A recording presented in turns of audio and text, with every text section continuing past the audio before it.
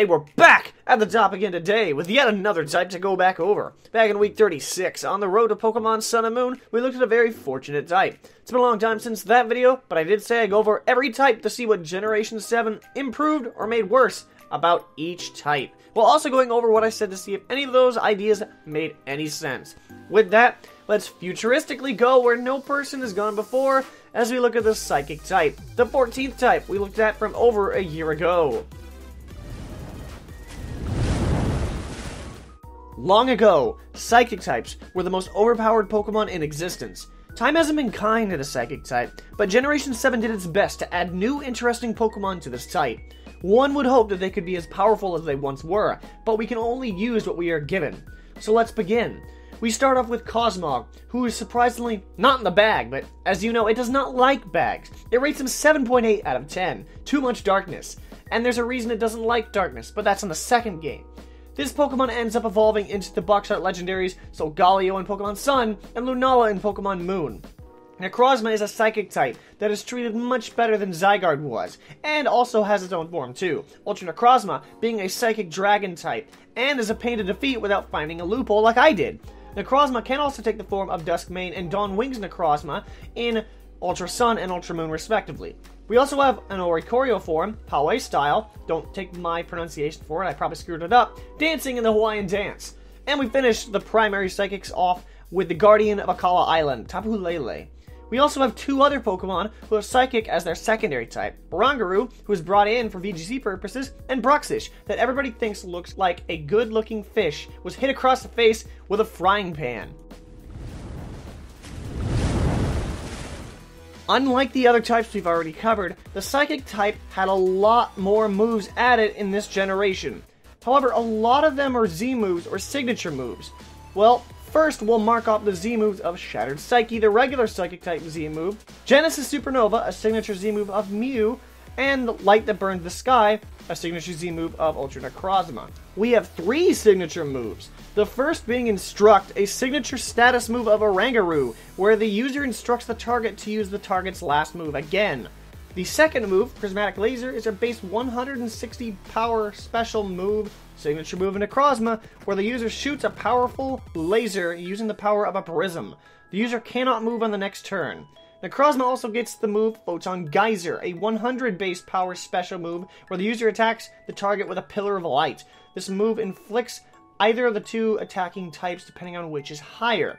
The other moves, whom many Pokemon can learn, are Speed Swap, a status move where the user exchanges its speed stat with the target, Psychic Fangs, an 85 base physical move where the user bites the target with its psychic capabilities. It can also destroy Light Screen and Reflect.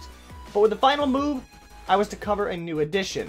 If you remember the terrains, they were added into the game in Generation 6. They didn't get much play until this generation, but a new one was added, Psychic Terrain. And that's where we get our last move from, a move by the same name that brings up Psychic Terrain. What does Psychic Terrain do itself? Well, it blocks priority moves and boosts the power of Psychic type moves by 50%.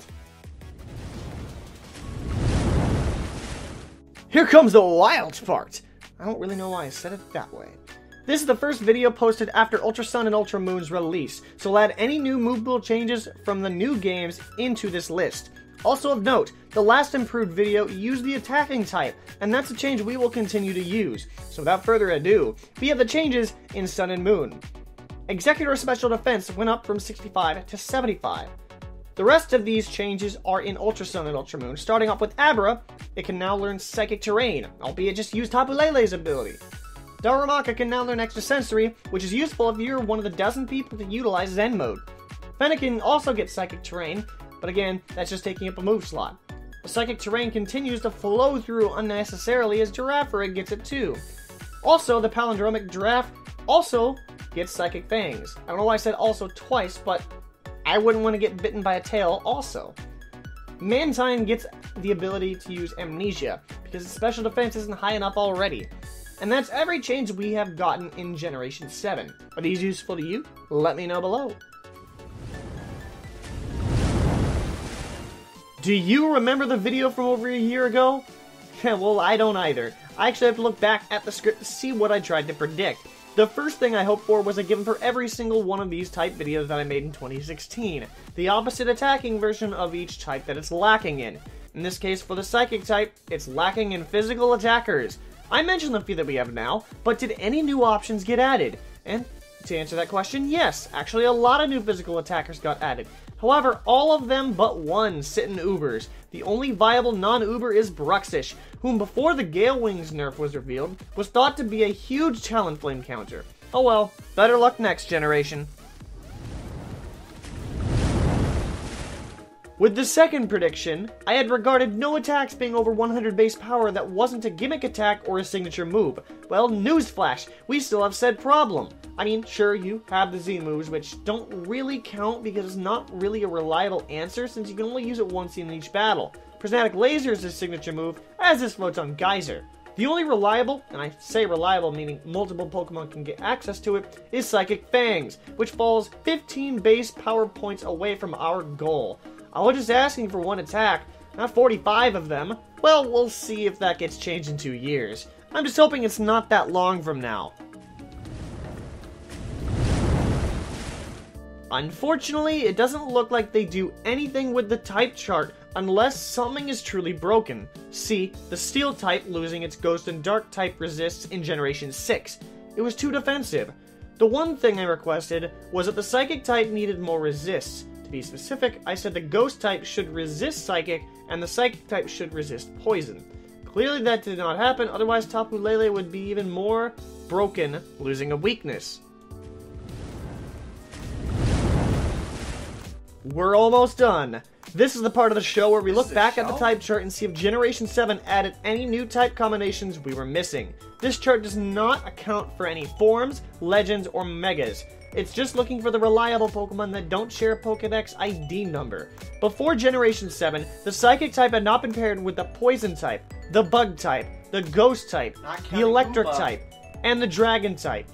We were only able to mark off one of these types, as Alolan Raichu surfed into the game. Lunala does not count here, as it is a legendary. But then why does Alolan Raichu count? It shares the same Pokedex number as Cantonian Raichu. Why keep it? Well, it's an entirely different Pokemon. New moveset, new type combination, new ability. It's pretty much different. Psychotically put! Wait, that's the wrong meaning. That's all the changes in the updates to the Psychic type. What changes do you like? What do you dislike? What would you have changed? Am I too psychotic for you? Again, dude, wrong meaning. Oh. Let me know in the comment section below. If you enjoyed, don't forget to show your support by dropping a like from the top and subscribing if you want to see more. Let me know what type you want to see next, as I'm once again weaving through each type. With that, I want to thank you for watching. I'm going to catch you back at the top later on, because that's how we do what.